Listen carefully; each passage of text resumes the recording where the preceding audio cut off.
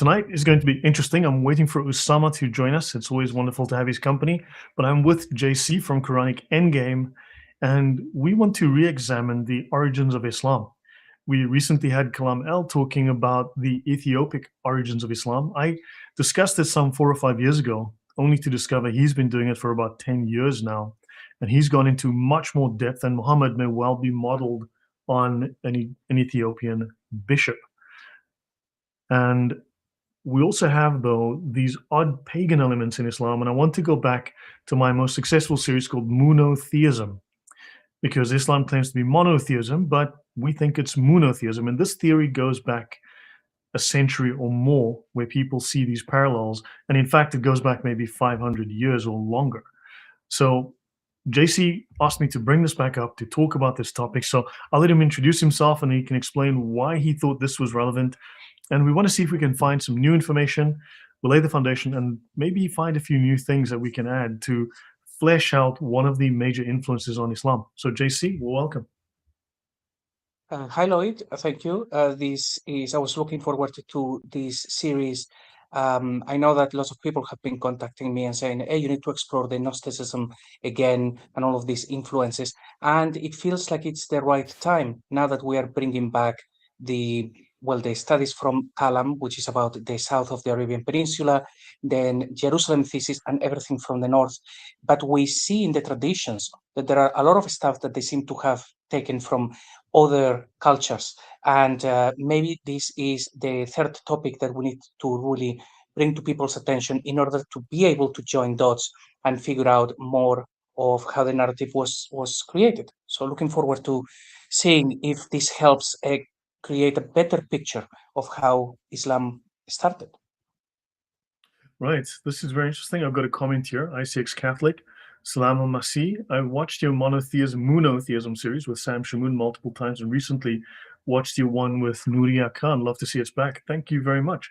Yeah, let's hope we can find something of value again, find a few additional ideas in this. I mean, it's been a couple of years. We've got more information. We've got more dots that we can connect. When I spoke about this back in the day, it landed with a big splash. It was a very popular series, but some of the, shall we say, more academic YouTubers and so on weren't necessarily convinced. That, however, has changed, and we're starting to see elements that you can't readily explain, because we are now seeing, if you do a statistical analysis of the language of the Quran, there's roughly 300 words within its religious vocabulary, and all of the major religious words in Islam are foreign words, and more than half are from Syriac, Aramaic, from the Syria region, so that's the northern Levant, and then a significant percentage is from Iran, and of course from the Hebrew, and the largest secondary percentage is from the Ethiopic.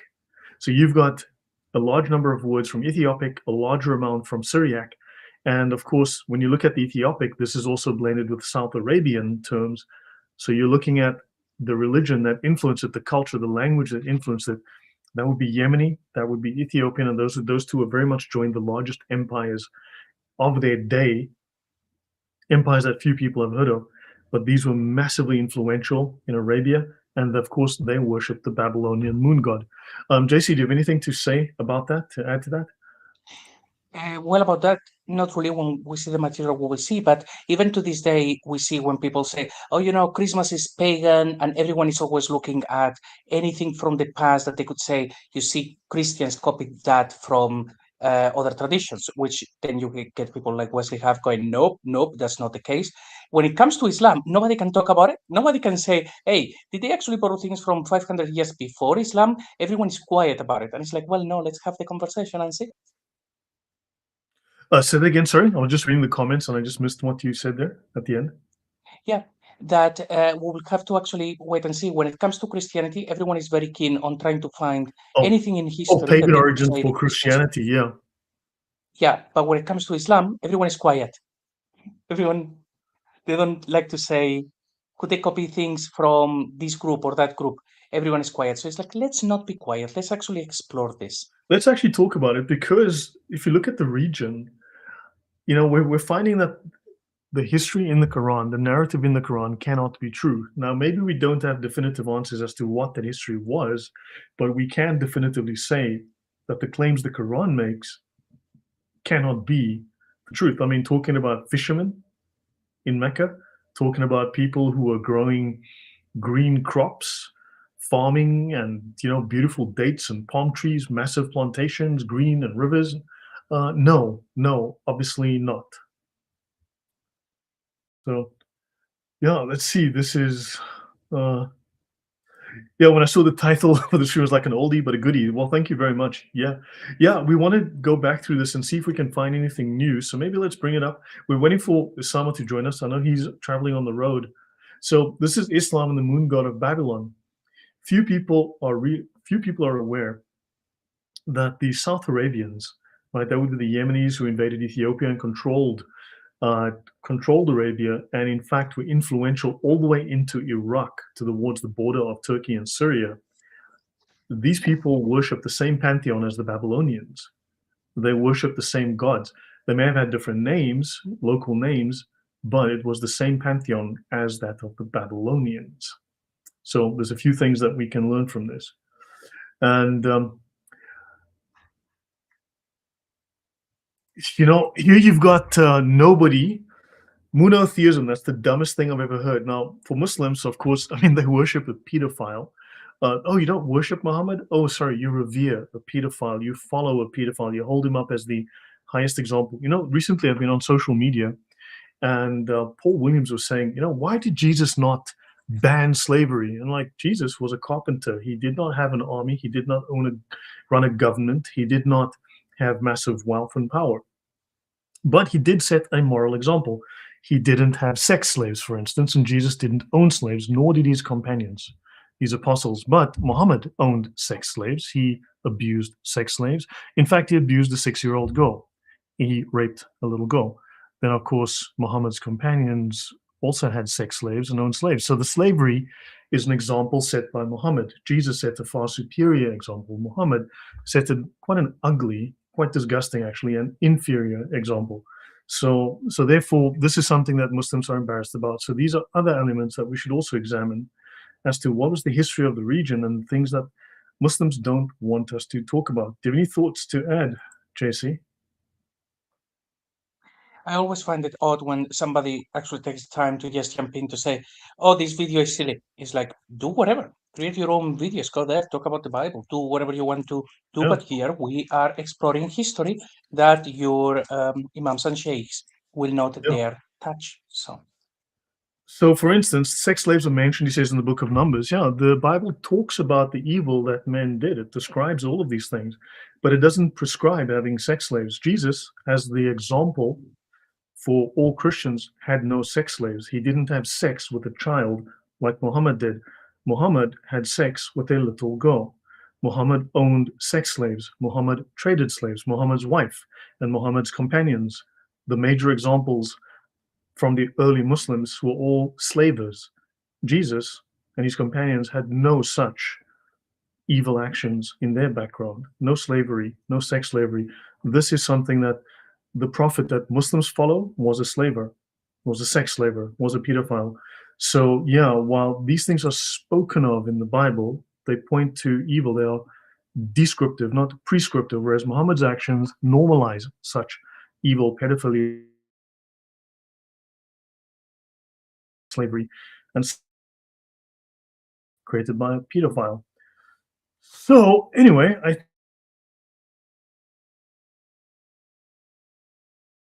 around anymore. So I fish in a tie. Look, I know you enjoy telling us things that we already know, that the sky is blue, water is wet, and the hadiths are not historical. There's very little in Islam that's actually historical. It's all mythical. We all know this, right? The Quran is utterly useless when it comes to any archaeological value. The Bible is actually used as an archaeological tool. It identifies places. It helps people find places to go and dig. It identifies finds. The Quran has literally no such value. Zero. The Quran is myth. So we all know this. All right. So shall we move on? Okay, yeah, so let's continue. Anything else before I go on, JC? No, I just wanted to mention that our friends Nobody and people like this, they just don't want you to talk about this. So it doesn't surprise me if people are going to try to change the topic. They don't want you to talk about this topic. Yep. Yep. Exactly. Yep. So, monotheism or monotheism? I think it's moonotheism. So now we're going to examine. I'm not necessarily going to do every single page in the slides, but we'll do this as we go. We have to look at archaeology, at history, at language, geography, and the Islamic sources. Right? Christianity was an early arrival in Arabia. For instance, the Ethiopians had a full Bible already, I think, in the 3rd century, in the 200s, and they were present in Arabia. Right? Proto-Islam can be traced to pagan religions in Yemen and Ethiopia. Islam is based, at least in part, on pagan moon god worship. All of the Arabian pagan deities are copies of Babylonian and Canaanite gods.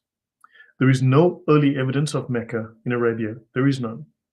There is evidence of early origins of Islam in Yemeni religion. That would be the religion of pagan moon gods. And of course, the main Arabian pagan god was called Makkah. You may have heard of a city of that name in Saudi Arabia, also by the name of Makkah. Very interesting. You have Makkah and Makkah. And I also believe we will solve, in fact, it has been solved, the mystery of Makoraba, supposedly the earliest mention of Mecca. But Makoraba is in Yemen. The location has been discovered now. So let's continue. Monotheism, yeah, I think that's a good one. All right, yeah. Any comments before I go on, JC?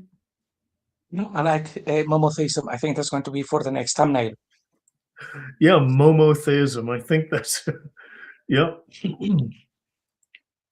Owen's got a point here as well. That is also a point. Actually, this is true. You know, what is interesting is, yeah, enslavement of women as sex slaves was not allowed in the Old Testament. That is also true, because that would fall under sexual immorality, and thou shalt not indulge in sexual immorality. So, yeah. Okay, let's continue. Now, I want to introduce Yemen. Okay, so actually, I'll just do it like this. So we're talking of Saba, the queen of Sheba. Saba, the queen of Sheba, right? Sheba, Saba. This is the Saba kingdom site in Ethiopia. So Yeha is a Bronze Age site near Aksum.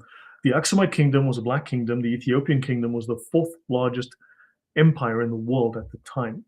And this is in Ethiopia, and this is the largest archaeological site in the Horn of Africa, showing African contact with South Arabia.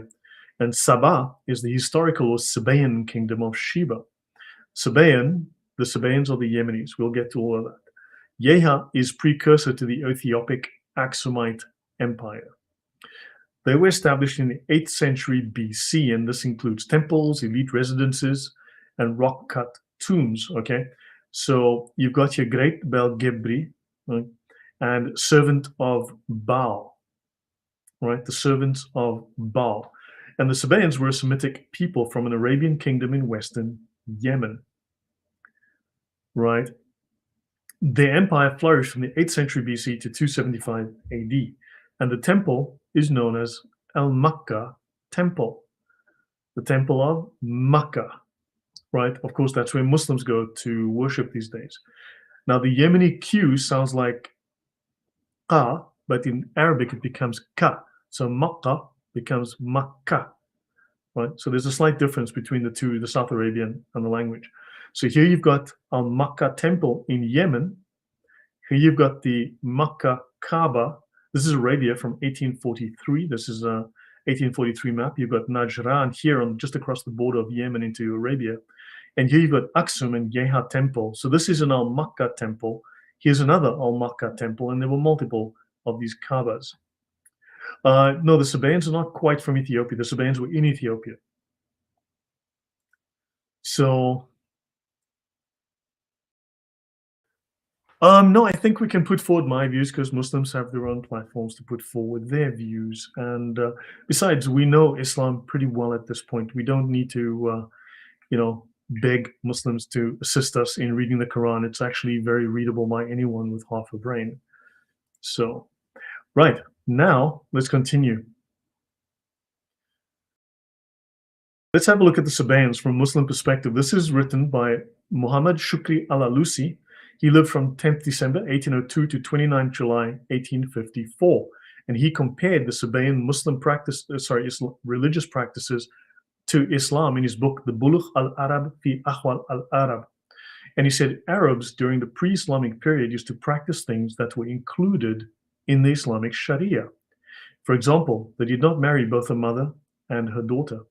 They considered marrying two sisters simultaneously to be the most heinous crime, and they censured anyone who married his stepmother.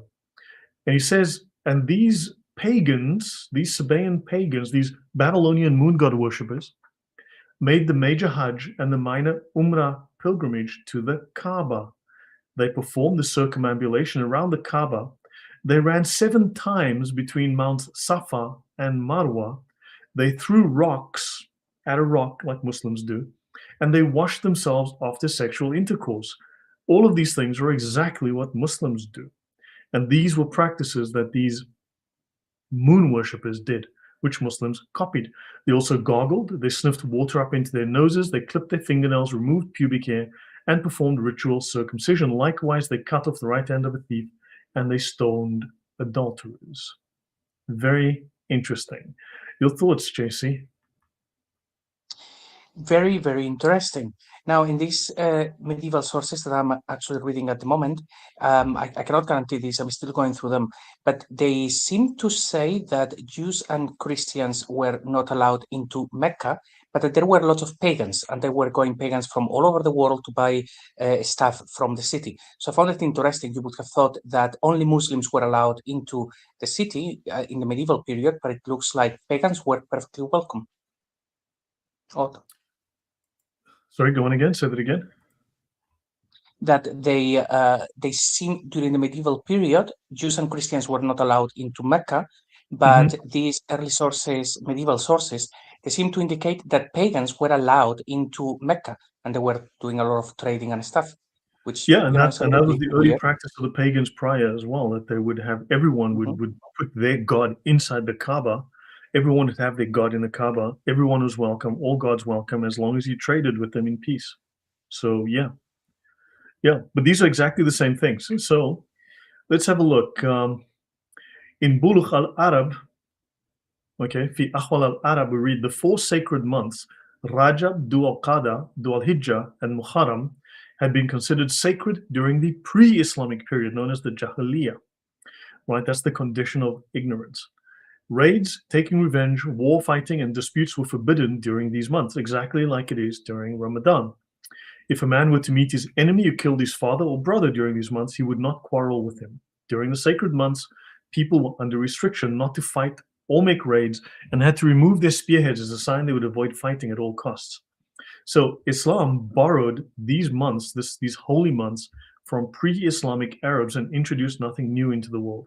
And that's Abdallah Abdal Fadi is the Quran Infallible, page 127. Here's a picture of the book. Here, did the Sabaeans fast as well? I believe they did. I believe the Sabaeans fasted as well. So, yeah. Any thoughts, JC, before we continue? So, well, when we did last show last week, showing that the Quran is all very Judeo-Christian and so on, and then what we see is that the traditions, they are not Judeo-Christian. They seem to have the Quran, which is Judeo-Christian, but then the traditions and the religion is actually formed by borrowing from everyone else that was nearby, and these guys were a stone throw away. So it makes sense. Right. Let's continue then. Okay, so al-Makkah, it's a proper noun. Okay, in the Semitic or Sabaean, it's al-Maq. You'll see it here, L-M-Q-H. In the Ethiopic and Ge'ez, you can see these languages are very similar. Like this B symbol, it just is backwards, and here it's just upside down here. You can see these are very similar. The P symbol, the lollipop, the little circle on the lollipop, just a little lower down, and so on. But you can see that it's greatly similar languages here, right? Ethiopic or Ge'ez. So al-Makkah is a moon god once worshipped in Yemen, in Saba or Sheba, and in Ethiopia. That's because the Yemenis had invaded and colonized that region. So the synonyms are al-Makkah or Muk, right? The Sabaean capital is Marib, 120 kilometers east of Sana'a. They were a seafaring people. They built great irrigation works, they built castles, and they built temples. The British Museum, in one reference I found, called them the oldest and most important of the South Arabian kingdoms.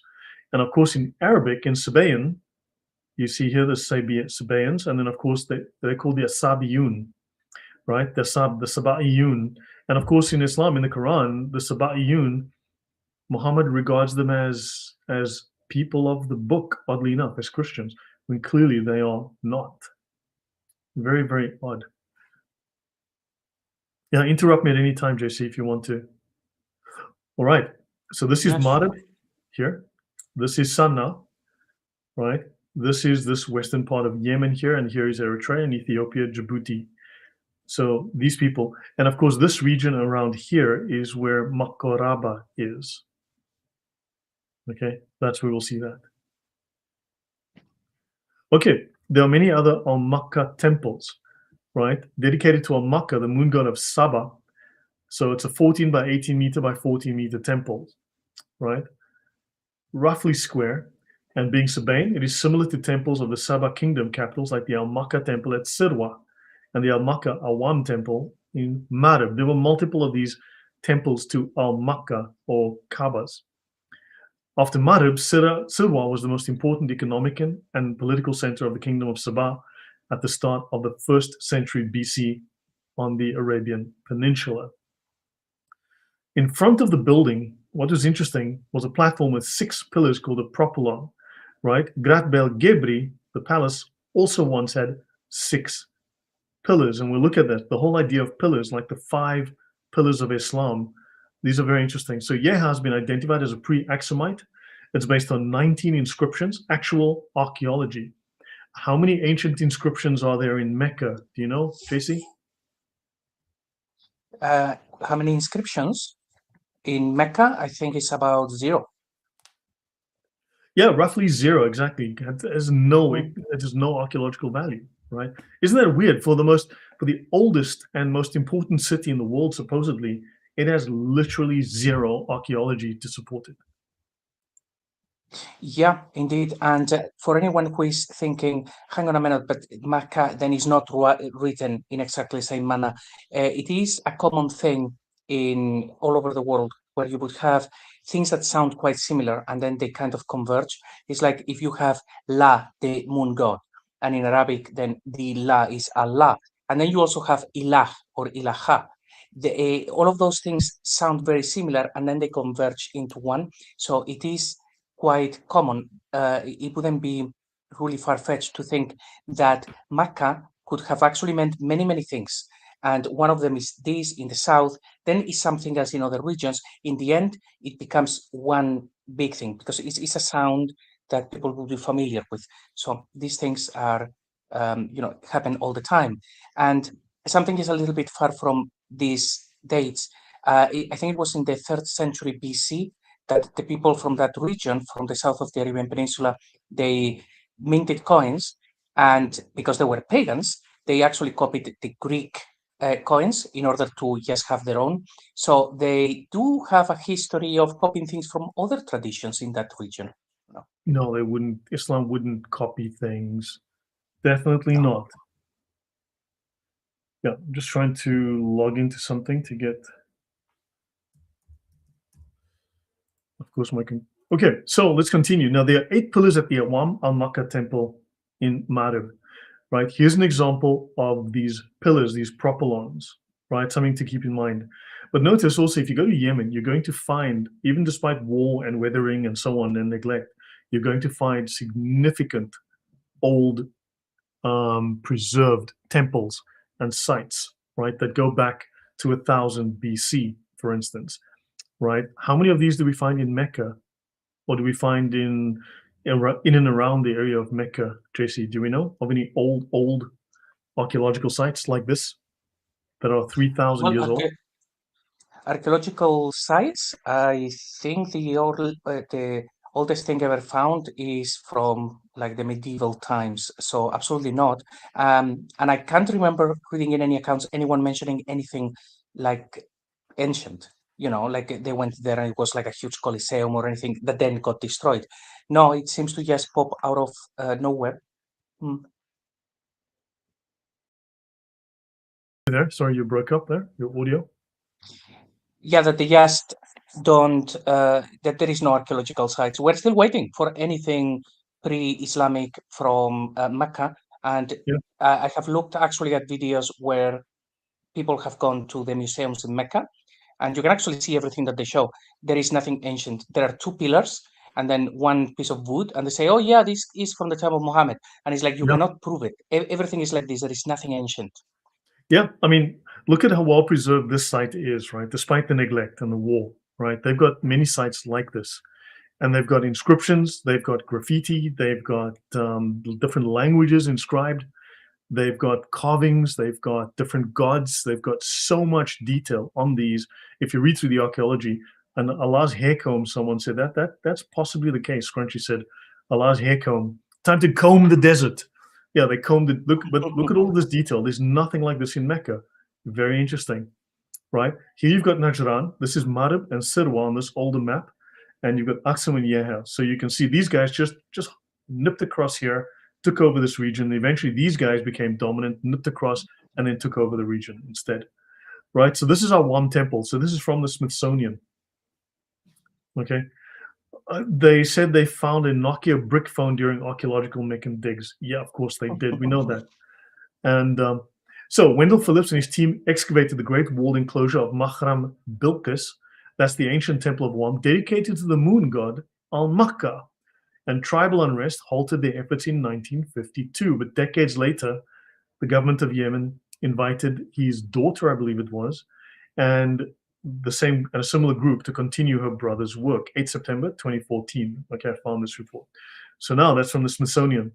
Now let's have a look at these columns, right? These columns are important. We've got to think about these columns, right? The pillars of Islam. Why these pillars? Why this emphasis of these pillars? They may not physically have pillars, or maybe they do, but the pillars go back historically, right? Because they settled in this region and they had to integrate and adapt and adopt the existing religious ideas and architecture and such from the region. So we have to look at the Rajajil columns, otherwise known as stelae. So archaeologists working in Saudi Arabia puzzle over the meaning of more than 50 groups of oddly arranged standing stones, the most famous of which are at the site of Rajajil near the ancient oasis town of Al-Juf, right? And these are thought to date to the Chalcolithic period, which is 4,500 to 3,500 BC. In other words, you're looking at 6,500 years ago. And these were raised, right, more than 5,500 years ago by unknown people. Many pillars are now fallen, others are tilting heavily. They were erected in Saudi Arabia's Al-Juf province during the 4th millennium. So let's have a look here, right? These are pillars.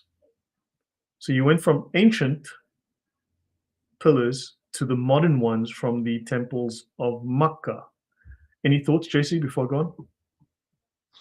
Just the symbolism that it's seeing how the Quran is Judeo-Christian, but then we get to their traditions. They're talking about the pillars of Islam, these sort of things that have nothing to do with Judeo-Christian. If the origins of Islam had been Judeo-Christian, that's all that we would see. Only references to things that we were familiar with. But it seems like everything that became Islam, it came from other things that are really not Judeo-Christian. So that's very interesting. Yeah, so if it's not, yeah, this is going to be a lot of that going on as we go. Now, Al-Juf was a significant stopover point on several ancient trade routes. I thought Mecca was on the trade routes. I thought Mecca was a major city, but there is literally no evidence to support that. But we do have cities that were on trade routes. It connected the Arabian Peninsula, Egypt, Mesopotamia, all the way up into Iraq and Syria, and of course, probably Turkey. Now, one trade route, one of the oldest land routes in recorded history, ran from Yemen parallel to the Red Sea coast through Medina, right? What is today Medina. I'm not saying Medina existed back then. A place called Alula, and also Madain Salih, and it turned northeast to Al-Juf and then north towards Damascus and Turkey. The road avoided what's known as the Great Nafud Desert to the south and the less passable terrain of Wadi al-Sirhan to the north. Now, the stones may have indicated the presence of the crossroad or the safer route to take. Of course, they also have a religious significance. We'll look into that. But the standing stones of Al-Rajajil represents an enigma that very few people have heard of, right? Yeah, Dresden Museum says, amazing to me how they built these things in the middle of nowhere. Right, exactly. There's more of them. So there's loads of these everywhere. Okay, there's tons of these. But now, think about Jerusalem for a moment. Think of the archaeology in and around Jerusalem. You'll find ancient Jewish coins. You'll find inscriptions. You'll find things that are clearly mentioned in the Bible, right? You go to Mecca, you don't find much except sand, right? Lots of sand and nothing much else. Jerusalem is saturated with Jewish history. But if you go into Arabia, you don't find Judeo-Christian history, like you said, which is odd. You'd think you'd find Judeo-Christian history in Mecca, right? But you don't. What you do find is this old pagan symbolism, which has nothing to do with Judeo-Christian history. Your thoughts, JC? Yeah, there must have been a lot of things linked to the Judeo-Christian traditions, certainly, but most of it destroyed. We know that Islam is very, very good at destroying evidence. They're doing that to this day. So it's only now when we're starting to find churches and Christian symbols in that region. But in the past, anything that was Judeo-Christian would have been destroyed because they would see that as heretic. But it's surprising how we can still see some things from a very long gone era. Yeah. So let's have a look at more of these. I'm just going to bring this up quickly. Give me 1 second. I'm going to bring this up just to show you here. These are the kinds of things you'll find. This looks very similar to what we find in Petra. I'm going to bring this up here. This is like the kind of thing we would find in Petra. This is what's in Saudi Arabia, right? You'll have another view of this one. I'll just open this in a new tab. You can see this here, right? This is something very different. People living in rock-cut houses. This would be similar to the people of Petra, and I've been to Petra a couple of times, by the way. Sorry, no, I've spent a couple of days in Petra. My bad. Here, very interesting. This is very similar to Petra. So we're looking at the same people, right? The same pagans who founded Petra possibly were involved with this. What do you think, JC? It's the very similar architecture. Yes, I think that is Madain Saleh. This is in Petra. I think they actually discovered lots of artifacts, of course, and also manuscripts and all sort of things. Which then, if it was the same with Islam, we should be able to find like copies of the original Quran and things like this in all of these places. And I reckon that at one point, the proto-Qurans or sections of it would have been found in lots of those places. All of that has now gone. Hence why the Quran seems to appear out of nowhere when we know that that's not the case. But certainly, I think there has been a lot of distraction of evidence over the centuries. Right. This is the treasury in Petra. You can see here the kind of symbolism, and then you can look at this kind of symbolism as well. There's certainly similarities. I mean, I spent a couple of days walking around Petra, and it's huge. I didn't get to see even all of it. And it was like 40 plus degrees, so it gets really hot. Okay, so just so you know, you find lots of this kind of thing in Mecca, sorry, in Saudi Arabia, in Alula, right? And you can see more of this kind of thing here, but let me close this for a second. So have a look here. These are called mustatils, right? I'm just going to bring this up over here. So these mustatils are in this region, north. This is towards Petra, right? As we can see here, it's north towards Petra in the red highlighted region. And I'm going to show you a few of these, right? You see this stuff all over Saudi Arabia, right? There's thousands of them. You can see here, there's thousands. This is Khaybar, or Khubr, as my friend used to call it. Okay, this is Medina here. This is Medina. This is Khubr. This is Alula. And these green dots are sites. Tema. Keep those places in mind. These sites are everywhere. So what saturates Mecca is pagan rock art, not Judeo-Christian art. Any thoughts, JC? Well, rather absence, because you're showing that all of the areas around Mecca, they have a lot of stuff. But when we get to Mecca, there is nothing. There's It's like nothing. it should be the same, No, right? it is crazy. There's nothing. Nothing. Look at all of this. Ha'ir, okay, Khaybar, right? Or Khubr, as my friend from Jordan used to call it. Khubr. I've been to Khubr a couple of times.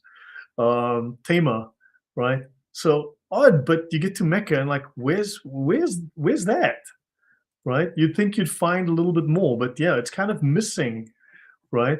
So yeah, these are called mustatils, and they've got lots and lots of these things. This is the kind of thing that you're looking at here.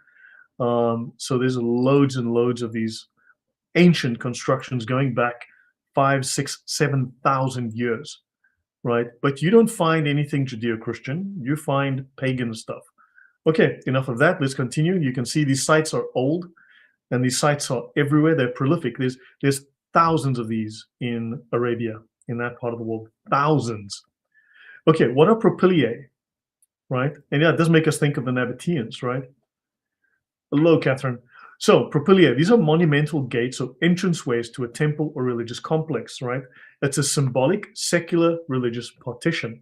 So propylae are columns, right? Think of Roman columns or pillars, and the pillars separate the sacred from the profane, right? From the secular from the religious, the haram from the halal, except it's odd that the haram is something that is sacred in Islam in that sense, right?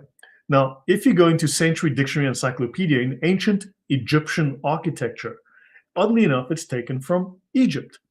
It's a monumental gateway, usually between two towers in outline like truncated pyramids. Okay, hold on. I want you to think of the following, right? So I want you to think of two towers, the two towers. Can you see two towers in this picture, JC? I can see two towers, yes. Yeah, I see two towers. Yeah, and they also, the Muslims, if you go through newspaper reports, you'll see, oh, the moon is rising directly above the Kaaba, and it's directly between the two towers of the mosque. They seem to have an affinity for the moon, as we will find as we go through this over the next while.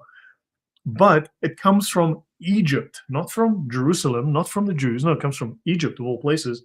So between two towers, and in Chambers' 20th century dictionary, a monumental gateway before the entrance of an ancient Egyptian temple. The symbolism is Egyptian, right? And notice here, you see these pillars that separate the profane from the sacred. Can you see the pillars here? This symbolic architecture, a monumental gateway, not a literal gateway, but you see something on this place in Jerusalem, this dome of something. Very interesting. So it does look like they were copying from absolutely everyone. So the Quran from Jews and Christians, and then when they get to everything else, architecture, and they're just taking from the whole vicinity. It's like they had no history, or they wanted to hide their history, and then they just copied from everyone around them. Very, very cool. Yeah. So you'd think they'd be copying things from, I don't know, Jerusalem, but they don't. They somehow are copying pagan ideas. So from your perspective, JC, are we seeing pagan influence in Islam along with every other influence, but are we seeing a distinct pagan element as well? Well, the more you show, the more evident it actually seems, because if it was from the Jews and Christians, they would have just taken, we would recognize all of that. But we don't recognize them, and then you're showing that those traditions, very similar, they appeared in the South, all of these pagan influences. So yeah, it looks like the traditions appear in a place where these things were going on, and they came from pagans in the past, basically. Yeah. And notice you've got these symbolic entrances here. You've got a pillar, pillar, pillar. You see, there's also the symbolic pillars as well. You can see these symbolic pillars with the inset that also separates. So there's that symbolism as well, the archway. It's an archway between one space and the other space, right? Now, I also want to mention that in Islam, this is Hermes Trismegistus. He is the father of Hermeticism. He brought wisdom, but he's also known by multiple names. He's a god, the Egyptian god Thoth. He's also a Greek god and a Roman god. But of course, he is also the Islamic prophet Idris, of all things. So somehow they've incorporated Egyptian, Roman, pagan gods into their religion as well, just out of interest's sake. right? Oh, so Masons use two towers as well. Okay, that's interesting. Masonry uses. So let's go to Aksum. Now, Aksum was one of the four great powers alongside Rome, Persia, and China. They were the fourth biggest empire of the day, according to Mani, the founder of Manichaeism. They had influence over Ethiopia, Eritrea, Somalia, Arabia, and Egypt. They had extensive trade contract with Asia and the Mediterranean. They were trading with the Romans, and the Aksumites developed Africa's only indigenous written script, Ge'ez. Right, and you can see this massive stele they made here. Right. Now, the Sabaeans in Africa, so around the middle of the first millennium BC, there were Sabaeans in the Horn of Africa, in the area that later became the realm of Aksum, right? But we have inscriptions, and of course, they followed the national cult of Al-Makkah. Interesting, Makkah, the only city in that region called Makkah is what we anglicize as Mecca. But of course, the ancients called it Makkah, like Muslims often call it today. And they were mixed up with various non-Sabaean communities, right? So that's very interesting. Some remarks on the origin of the Aksumite stele. And they want to investigate the origins of these Aksumite stele, these big pillars, because these Aksumites also had pillars in the Near Eastern and African megalithism. So you have stele from the 3rd millennium BC in the Negev as well. So you found these in the Negev desert, right? They were associated to cairns of flat stones. We saw those in Arabia, in Alula, right? Also in Jordan, right? And a sanctuary devoted to the ancestor cult dating between the 4th and 1st millennia BC was found at Riske in southern Jordan.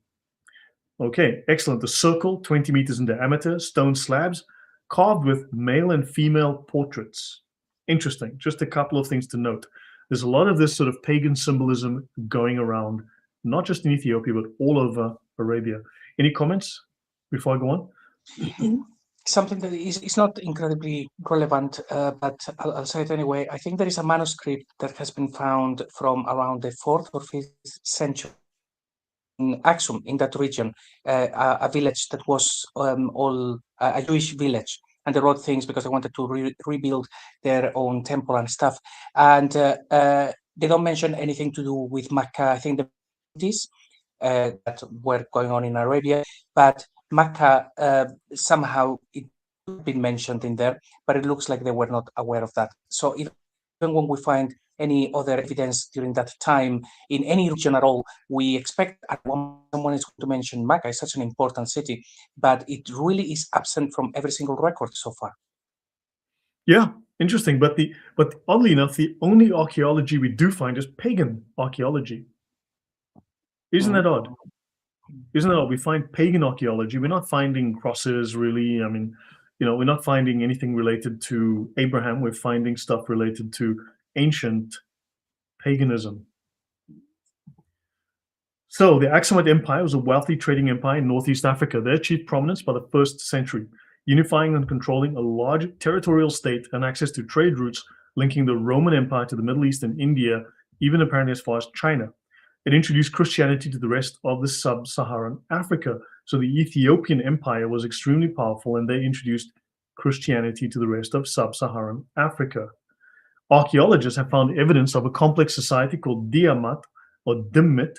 That name will be relevant much, much later, right? That preceded the rise of Aksum by several centuries, based in Yeha. We started with Yeha in Ethiopia, okay? So we just mentioned the Yeha. So you've got this society, this Dimit society or culture. It was strategically positioned at the crossroads of trade routes. Again, was Mecca on any trade routes? Well, in theory, yes. In practice, we have no evidence whatsoever, except for these stories that Muslims tell that cannot be proven.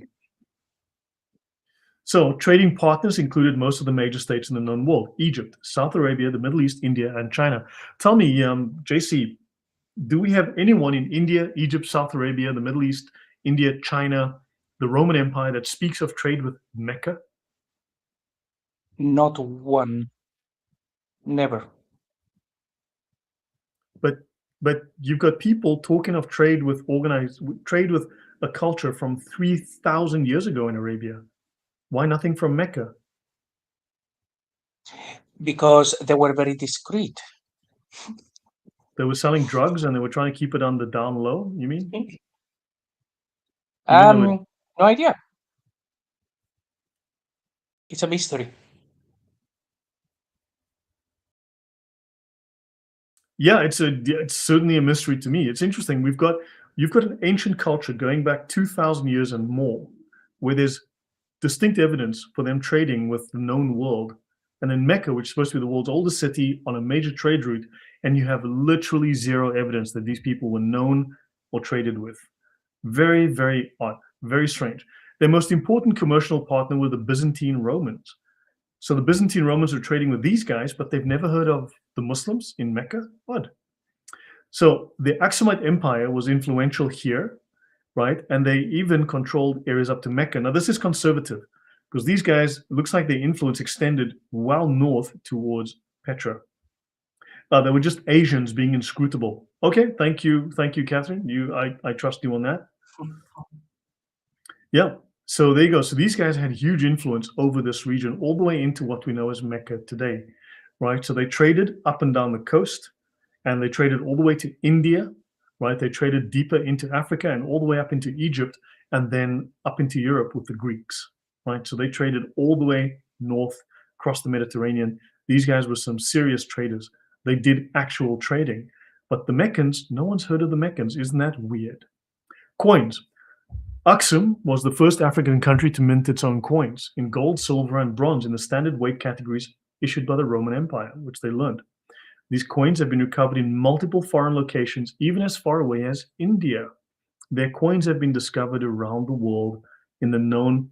Have we found any Meccan coins anywhere, like in Greece or Spain or Italy or anywhere else like India? Any Meccan coins that were found?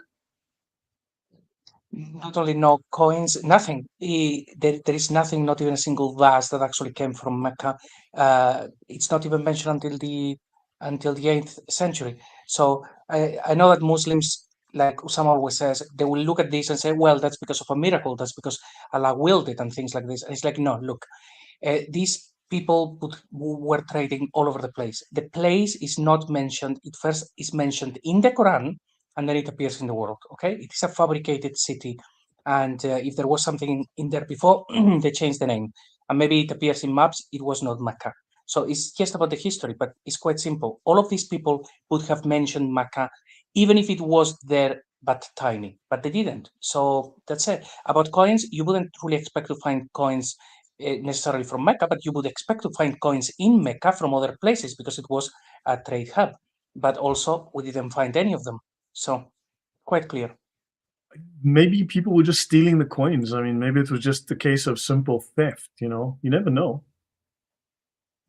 Yeah, maybe You it know? was the tidiest city in history where everything was just removed. The thing is, my hometown, which is a tiny city, nobody knows where it is. It's tiny. Isn't it And Guadalajara in Mexico? Or Chihuahua in it's like in the Mexico? middle of nowhere. Yeah, and there is like one Roman like bastion there was there, like something small. There is a ridiculous amount of stuff found. We have full museum. We have sent things even abroad, just because of one little place. And a place like Mecca, it would have been built on the ruins of the previous Mecca. Cities are built on top of cities, basically. Mecca is the only city that doesn't happen. By miracle, is the tidiest city where you don't get to find anything. It's just quite clear. And as much as Muslims will say, oh no, well, there is an explanation. No, there is no explanation. You should have mummies from that city. Yeah. You know what I find amazing is that Muslims always want to show that Palestine really existed, and the earliest coin they can show you is from 1927, and it's got Hebrew writing on it and English. Isn't that fascinating?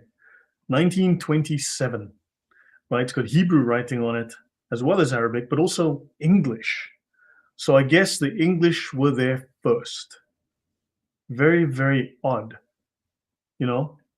So yeah, I can't remember exactly what's on the coin. We'll get to that later, but that's really do you know that the oldest Palestine coin is 1927? But we can find Roman coins and Hebrew coins from the first, second, and third centuries and earlier.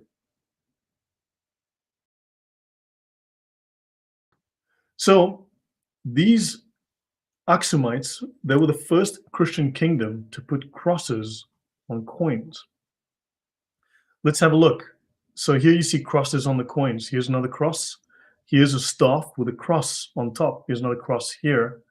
Here's another big cross here, very obvious cross. Here's another cross. Here's another big cross on the coin. So they put crosses on their coins to mark that they were a Christian empire. Do we have any Meccan coins with the sun and star or something like that? I think the first truly Islamic coin was by Abdul Malik when he actually removes images, because if you follow the narrative, then images were haram. And yes, there are all of these stories of people were not able, Abdul Malik was not able to remove the coins or the images because people would get upset or whatever. It doesn't matter. The first actual coin that appears that is fully in Arabic with no images, compliant with Islam, is 696, I think it is, Abdul Malik. So before then, yeah, it was a bit weird. Okay, right. So now the Aksumite ruler was called the Negusa Nagast, the king of kings. Now, King Ezana ruled from about 320 to 360 AD, and he converted to Christianity, as we verify within the coins, right? And Ezana had coins with a pagan. Does this symbol look familiar? Have you seen a religion that uses this symbol? A crescent and a star? Well, yes, because you've showed me before, but for the audience, I don't know if they've seen it before. Yeah. So originally they had a crescent and a star, and they switched their coins to crosses, right? So they had a disc and a crescent, right? These later coins have crosses on them. So they go from these coins, and we still actually have lots of these coins, right? And so they were the first Christian king to put crosses on currency. And they switched from these coins with the crescent and star to crosses, to actual crosses on coins. So Ethiopia becomes the first Christian state. Now, I know there's always going to be debate. Well, was it Malta? Was it, some Sicily? Was it Armenia, and so on? But Aksum becomes the first sub-Saharan African state to embrace Christianity. So they embraced Christianity as state religion in the early 4th century. For a century prior, Roman traders had brought knowledge of the Christian religion to the Aksumite Empire through their trade network.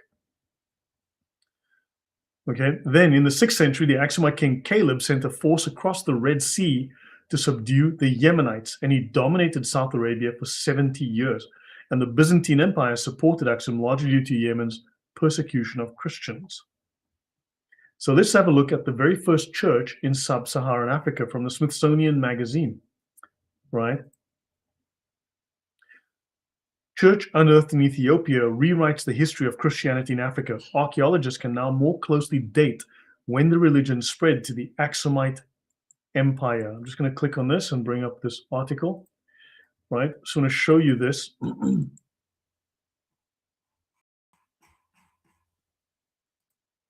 So what we have is a church unearthed in Ethiopia rewrites the history of Christianity in Africa. That's the dig site, right? Ethiopia, the oldest Christian basilica in sub-Saharan Africa, right? This is going to be near Aksum, okay? Near Aksum, but I want you to see they've got crosses. You can see a cross here. They've got crosses here, but also they've got the Templar cross that you've got here. I think the St. James cross they call it. No, different cross. So you've got, this is a stone pendant with a cross and the term venerable in Ethiopia's ancient Ge'ez script found outside the Eastern Basilica wall. Well, I'm not going to go through all of this in detail. But then, of course, we have this interesting bull symbol. And this bull symbol is going to be important because this historically is related to the ancient religion, which was of the worship of the moon god Al-Makka, and these horns. No fish symbols. Exactly. Yes, Scrunchy. No fish symbols. So very interesting. Yeah. Any thoughts, JC, before I go on?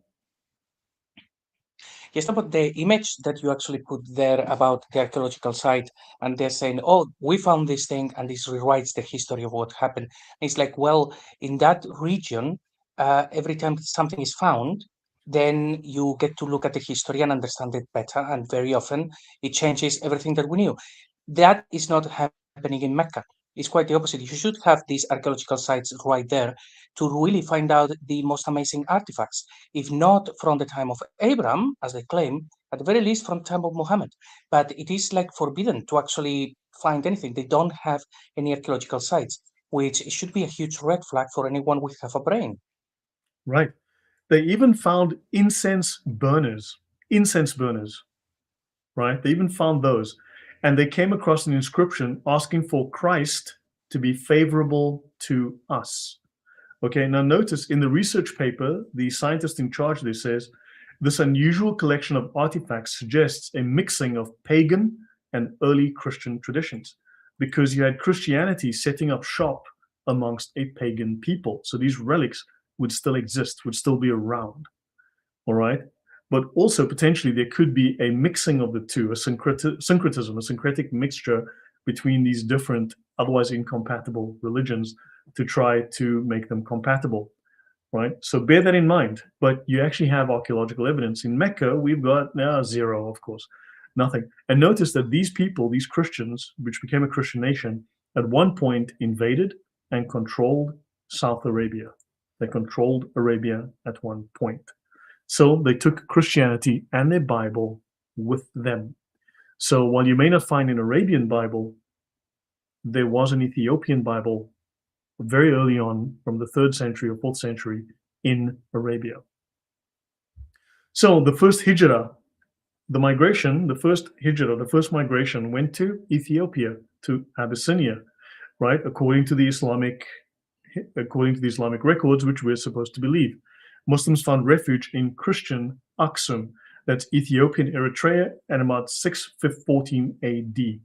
When the apostle saw the affliction of his companions, and that though he escaped it because of his standing with Allah and his uncle Abu Talib, he could not protect them. He said to them, if you were able to go to Abyssinia, it would be better, for the king will not tolerate injustice. It is a friendly country. Thereupon his companions went to Abyssinia. This was the first hijrah in Islam. That's in Ibn Ishaq. It's also in various of the other Muslim sources. Any comment before I go on? On that source, it says that when they got there and they spoke with the king, they explained what they believed about Jesus, and that the king said, "Oh, that's actually very close to what we believe about Jesus," which of course it makes no sense. He would have said, "You guys are heretics," because the people in Abyssinia, they were actually Christians. So we know that there is a problem there between what we know of history, that guy would have been Christian, and the first pilgrimage, in theory, that actually went there, and they were describing Jesus like a Christian would, not in the Islamic way. So that's quite curious. Yeah. Do you know that Islam is truly the first scientific religion? For instance, Muslims on their flying carpet, when they created them, they decided, on the Burak, they decided to go into space, and they discovered that the Earth was round and that it rotates, right? And what happened was the Muslim scientists, these Muslims, they watched the Earth spin for a whole 24 hours, and then they got bored and they said, "Guys, let's just call it a day."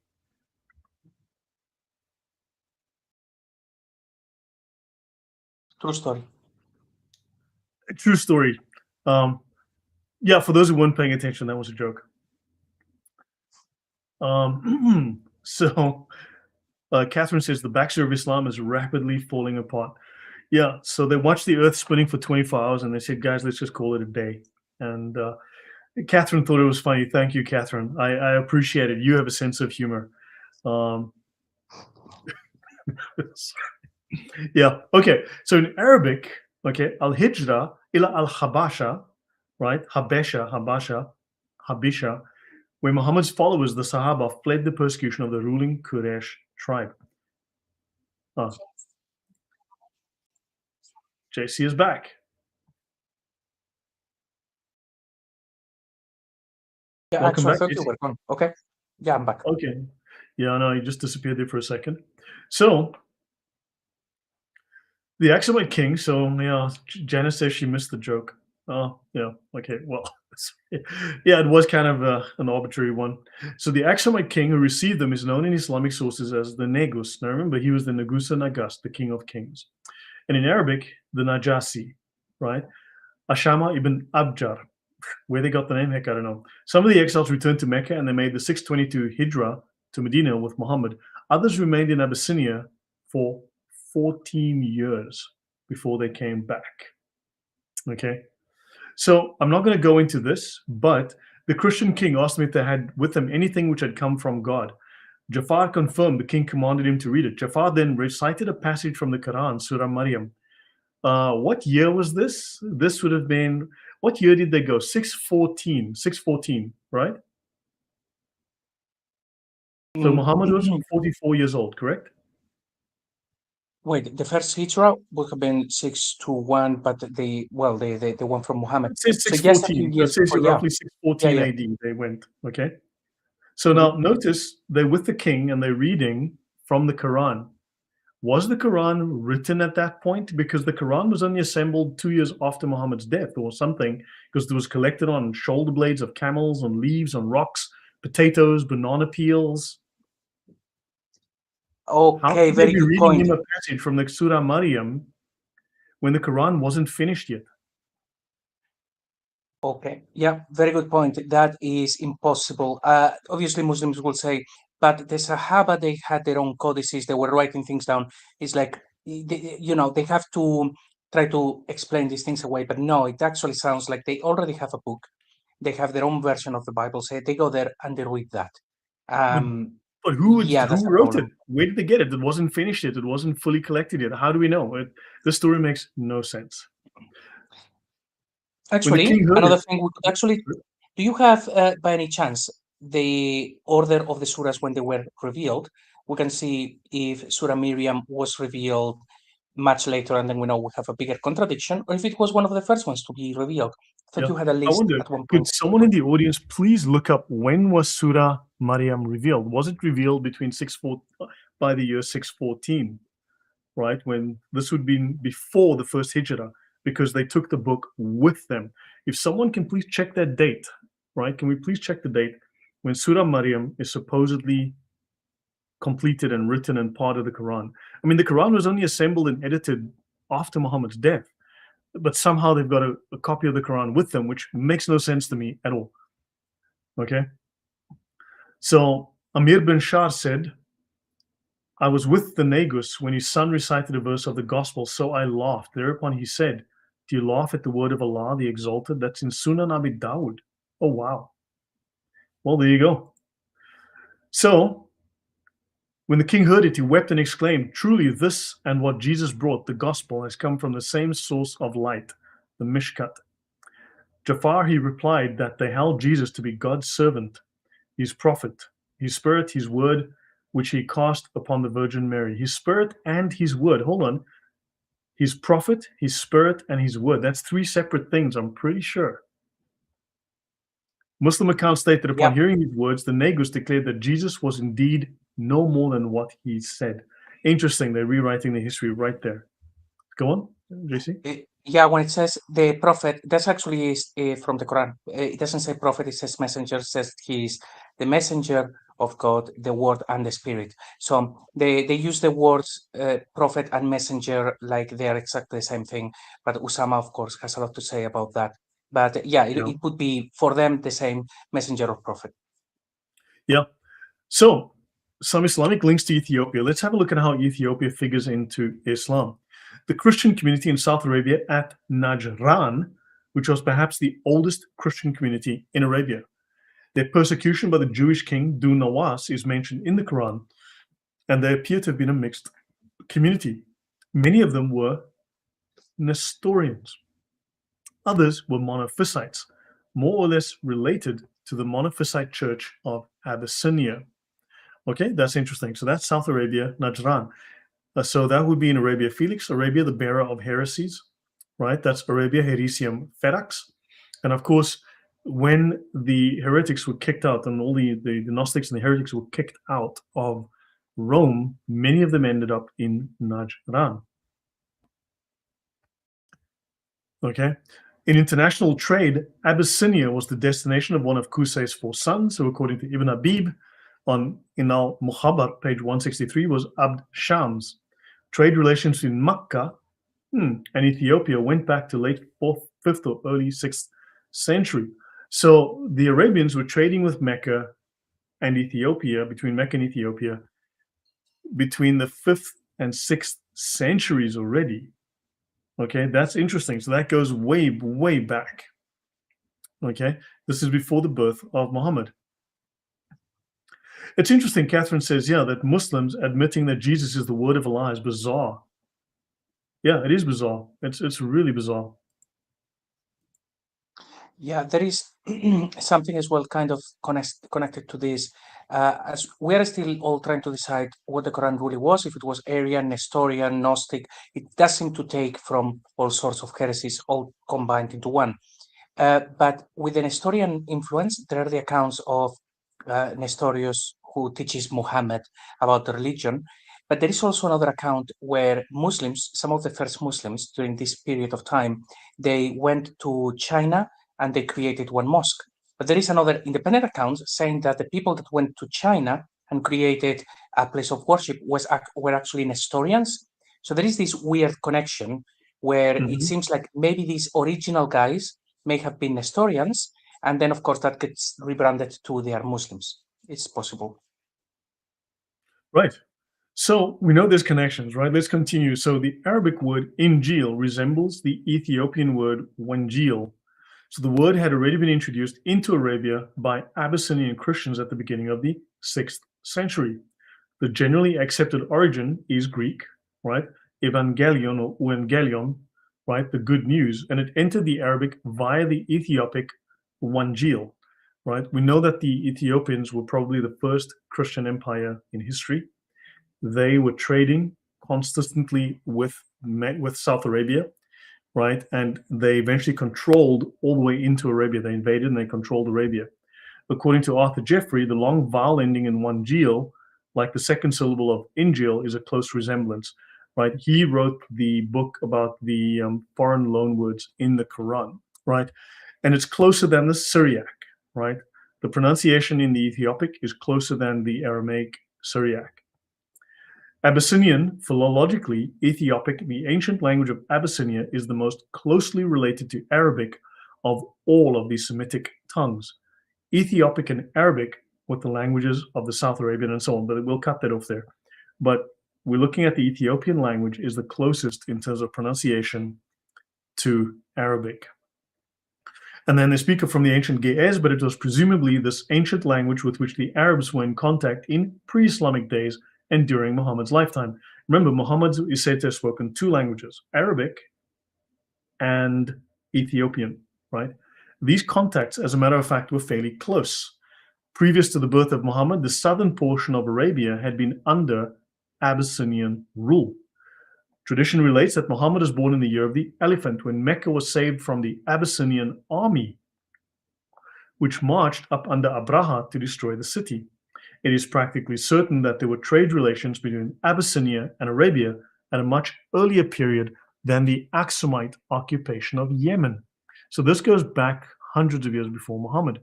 And friend relations continued in spite of the year of the elephant. Muhammad is said to have sent his persecuted followers to seek refuge in Abyssinia. So despite the year of the elephant issue, they still went to Ethiopia. Meccan merchants employed a body of mercenary Abyssinian troops, and these troops are said to have traveled with their priests and their Bibles. Any comments, JC? Right, that's actually very interesting. I mean, we know that they took a lot from Judeo-Christian traditions. It would make more sense what you are saying, that they actually took it from the south as opposed to taking that from the north, from Syria and that region. So if Christianity was going to reach those lands, not that Mecca actually existed, it would make sense words like Injil, that they would take it from Ethiopia, because that's how Christianity would have entered that particular community. And when you said about the elephant, the story about the elephant, yes, I always like to say the name of the elephant is Mahmoud. So there you go. Yeah, how did he get that name? And it's a female. But yeah, so that Muhammad himself had personal contact with the people who spoke whatever, seems to be indicated from the fact that tradition tells us that his first nurse, and this is the Ethiopic, right? Muhammad's first nurse was an Abyssinian woman, Ayman, and she was with him until his death, apparently, his whole life.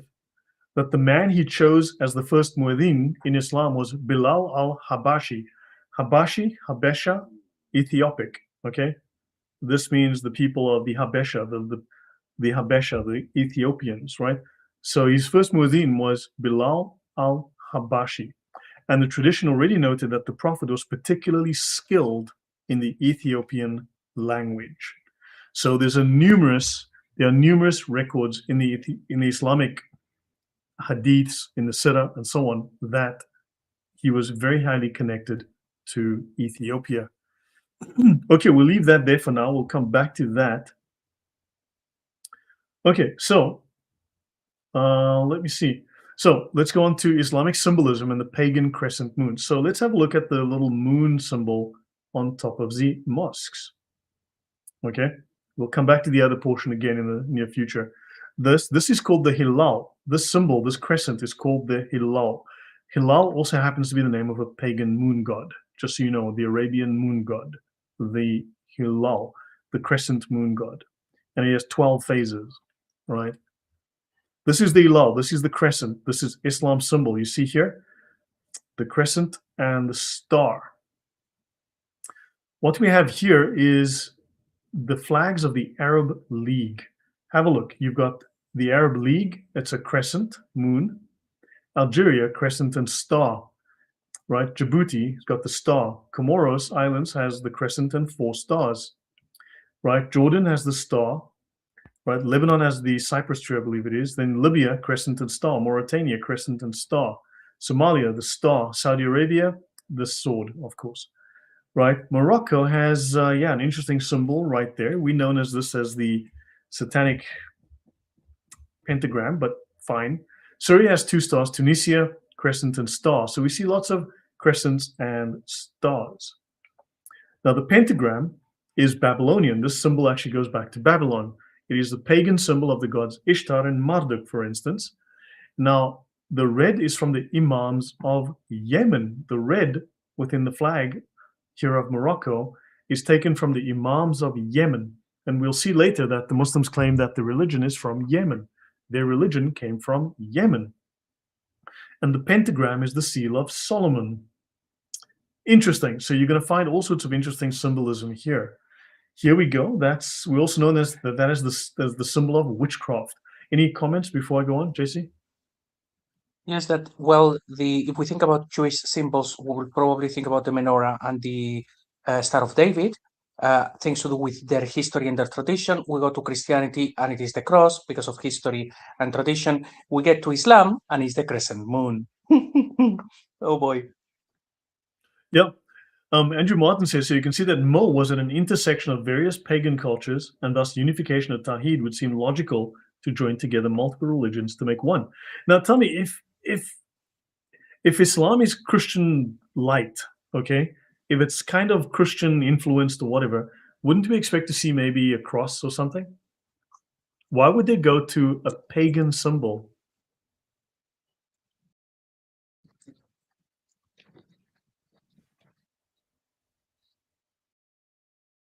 Are you there, JC?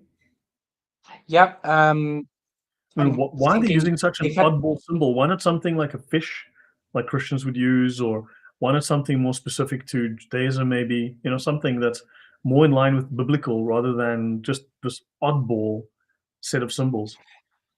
Or they claim that they're bringing back the religion of Abraham, who actually was a pagan. So it would have to be something to do with Abraham, even if it's just an image of him. But that symbol happens to have a lot of other connotations, and it was used by the Persians, and it was used by pagans. So it is very bizarre. It does look like it was a popular symbol, and they have said, okay, we are going to use that one for reasons. Right. So let's look at the hilal, the crescent. This is Islam's symbol. Now, the cross, and we will discuss this again, but just I thought it might be interesting to mention it here. The cross is clearly historically and symbolically, religiously associated with Christianity. It's important, right? It's an important event. It symbolizes something historical and it symbolizes something of great significance to Christians. That's the cross, right? Any symbol of any religion is obviously important to it. For Islam, it's the crescent and the star, which means that that symbol is important to it. But the crescent and the star is not important to Christians. Isn't that an odd thought there? I mean, would that be correct, JC? Yeah, absolutely. And I'm actually thinking I've never actually researched the how Islam explains those symbols coming from, because we know that it cannot be, for example, the moon split. That would have made sense, the great symbol of Muhammad, but it's not discussed outside of the narrative until hundreds of years later. So that's certainly not it. It comes from a place, but how do you attach that to the Judeo-Christian tradition and this final prophet? It's rather bizarre, and particularly because it's not a new symbol for Mohammed. You are showing that that symbol was actually in use by other people. It's like they copied instead of creating something new. Yep. So now the Egyptian hieroglyph for month, right, features a crescent above a star. It is a remnant of a lunar calendar, just like the Muslims have a lunar calendar. And you've got the crescent moon above the star. And we remember we spoke earlier of these columns, the pillars, and that comes from Egypt. There's an Egyptian influence that influenced the following religion, which then influenced Islam as well. The symbol has a spiritual significance in ancient Mesopotamia. The Babylonian cuneiform word shiptu, or incantation, originally took a very similar form to the modern star and crescent and was used to ward off evil, an incantation to ward off evil. This is the earliest hieroglyph that we have from Babylon. Here's the Egyptian symbol. This is the Babylonian hieroglyph, the crescent and the star. In 4500 BC, it was a little easier to draw. There's two lines here, crescent and star. Then in 2800 BC, they had the crescent and star. In 600 BC, you have this crescent and star symbol here. Then you can go here, this boundary stone from King Nebuchadnezzar, who's mentioned in the Bible. You can see here the crescent and the star right on top there, crescent and star, right? This is from Babylon from 1125 to 1104 BC. It contains a star within a crescent, right? And then, of course, the symbols were associated with the deities Shin, the moon, and Ishtar, Venus. Any thoughts? Interesting. It looks like Muhammad was bringing back not the religion of Abraham, but the religion of the Nebuchadnezzar. That is fascinating, right? That's a little odd. I mean, what do you think as an audience? I mean, so far of the evidence, I mean, we're going to have to do several episodes to finish this. I mean, obviously I'm describing it a little bit better because I know the topic better now over more time, but hopefully we'll find new research and, shed more light on this. Okay, the lal, the crescent. So the symbol is found in the Parthian Empire. That is Iran, right? The Parthian Empire, Iran. Iran's going to be important for us as well, right? It's on the coins of Phraates the fifth, 2 BC to 4 AD. The star represented either a Zoroastrian divinity, Mithra, or the divinity Tishtria, right? You can see the flame here. You can see the star symbol, the crescent symbol here. You'll see the crescent and star, crescent and star, crescent and star. Here, crescent and star. Here you see the crescent and the star. Here you see the crescent, right? And a disc, crescent and star very clearly here. So you can see 4 of these on the perimeter here, right? So the star and crescent became an emblem of the Iranian, the Parthian kings, and was adopted by the rulers of the Sasanian Empire. The Arabs fought them and eventually defeated them, but they had invaded at one point southern Arabia, and eventually the Muslims invaded them. In the Sasanian period, the star and the crescent is shown with Zoroastrian elements. Coins have a portrait of the king surrounded by the symbol. On the reverse, there's a depiction of a fire altar with attendants. When Muslim Arabs conquered Persia in the 7th century, Sasanian coin designs were preserved. Caliph Abdul Malik, the reformist from 685 to 705, replaced the fire altar scene with Arabic text, but he kept the stars and crescents. The symbol later then appeared in Muslim art. Why would they keep a pre-Islamic symbol? Isn't that weird? They kept a pre-Islamic pagan symbol, in this case related to the fire god. Isn't that odd? Yeah, it's a lot to think about because I suppose that most people watching, just like me, we would think, okay, the crescent moon is a symbol of Islam, and that's that. We don't think about, but symbols actually are there for a reason. They come from a specific place. They have a purpose. And Muslims will say, oh no, well, this symbol is, well, because of Muhammad. The problem is that you go back just a few years before the time of Muhammad, and the symbol isn't used. So it's like, don't you think it's a little bit of a coincidence that Islam actually took a symbol from a civilization that was there before and it meant something else? Why would they do that? Did they just not have any good, artists, and they just copied that? But why did they not change it later? Why did it continue? So, yeah, this is actually delving deep into the symbolism that was there from day one, and they kept it. So, very interesting stuff. It's really easy. You know what? It's actually really easy to explain because this is easier than being original. I think it's really simple. It's a lot easier to copy than to be original. So, I mean, would you agree that Islam is clearly taking things from the surrounding region and adapting it? So instead of creating something new, it's taking a mishmash of stuff it already knows and it's trying to repurpose them for its own use rather than being original. So it's taking over things and readapting them. Yeah. JC? Yeah, sorry. Go on. Yeah, it certainly looks like that's what they are doing, copy paste. Yeah, Scrunchy says explore the Nebuchadnezzar link a bit more. I mean, someone can do some research, drop it in the comments later. I mean, we can always look into the Nebuchadnezzar link. But yeah, there's something very interesting there that they're taking from pagans. And so these symbols were all part of the pagan religions at the time, right? This is not Christian or biblical in the sense that it's from God. These are from the enemies of God. So the crescent, now, is it Ottoman or is it pagan, right? Because yeah, the Ottomans loved their pagan symbolism too, their crescent and moon. So let's have a look at these coins: crescent and star, crescent and star, crescent and star, crescent and star. Where is this all from? Haran in Turkey, just over the border in Turkey. Haran. Why is Haran important? Well, that's where Abraham is from, right? Haran in Turkey. Haran will come up a lot. That's very important for our discussion. Now let's have a look at the symbol again. Now I have the disc here with the crescent, right?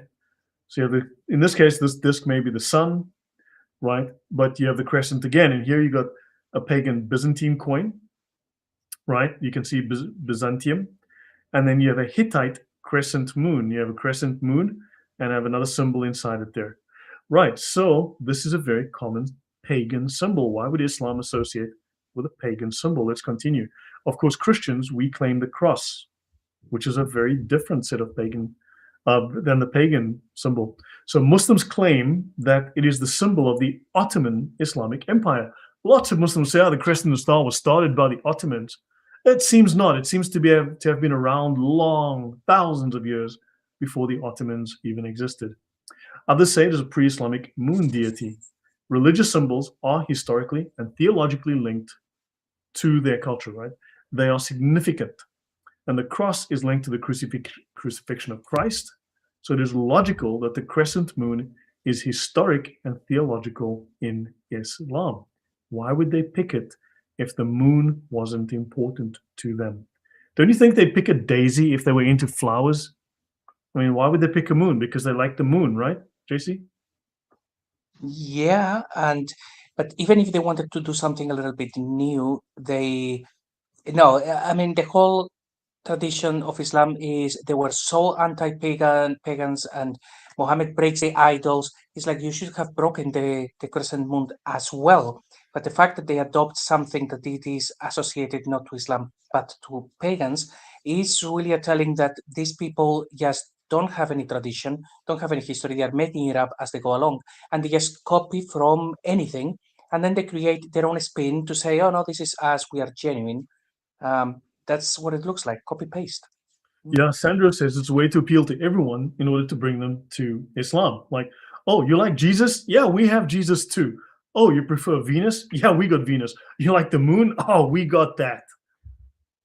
It's like, yeah, pretty much. So Islam claims to be the original true monotheistic religion of Abraham. Now, Hanif, Arabic and Hebrew, right? The Arabic masculine name meaning righteous person or true believer. it is generally agreed that Hanif is derived from the Syriac word Hanpe, meaning heathen or pagan. Very interesting. This is also going to be relevant, the word Hanif, because Muslims are Hanifan. Interesting. Even Allah is Hanifan. They say upright, like a pillar. Upright, like a pillar. But we know that the word Hanif comes from the Syriac word Hanpe, meaning a heathen, a pagan. So that's, in other words, not following God, right? Muslims claim that Muhammad's religion goes back before Judaism and Christianity, before we supposedly went astray. So, and biblically, of course, this is before the law of Moses, right? You had the 7 laws of Noah. A couple of things to keep in mind, right? So before the laws of Moses, we had the 7 laws of Noah, because Moses brought the law, the 10 commandments. Prior to that, they had the 7 laws of Noah, which is basically your basic moral law prior to that. How long are we going to go, Jesse? Because Usama hasn't joined us, and maybe we should just go a couple of pages more. Or maybe we should end here and then, pick this up again later. And what do you think? We can end wherever you think is a nice break, and then we can continue without having to recap too much. Yeah, because I think maybe we should end here. And I think because now I'm going to go to the next section, which is the going around the word Hanif, Hanifan, Hanpe. No, that goes into the etymology. So maybe we should stop here on something concrete on the coins. I think we've laid a good foundation, and we can pick this up again. But clearly, we've got symbolism. Would you agree? There's symbolism that attaches to Islam that is all pagan. None of it is biblical in the sense of being from God, from the Jews or from Christians. Yes, absolutely. And I will need to see what are the excuses in Islam for these symbols, but really they were new. It's like with the cross, we know actually, like you said, we know exactly where it comes from and the reason behind it. But when it comes to Islam, it is a very, very pagan symbol. They would have something completely different if it was an Abrahamic religion. And the whole thing that I know you will discuss next time with Hanifa, the Quran doesn't really say about the religion of Abraham much. That is about traditions. The Quran just says Abraham was a nice guy and a good example. And then it says again that Muhammad is a good example, but it's actually talking about Jesus instead. So the whole thing about we are bringing back the religion of Abraham, it was not codified in the Quran. That appears in the traditions. Basically, once they start creating the religion. So it's just one of those things that are in the narrative, but not really in the Quran. Yeah, I just want to check something. Just give me 1 second.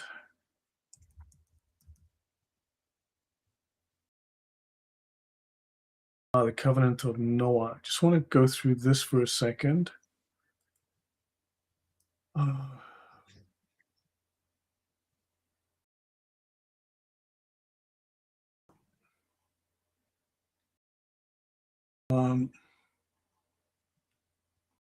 It's going to take me a moment to find this.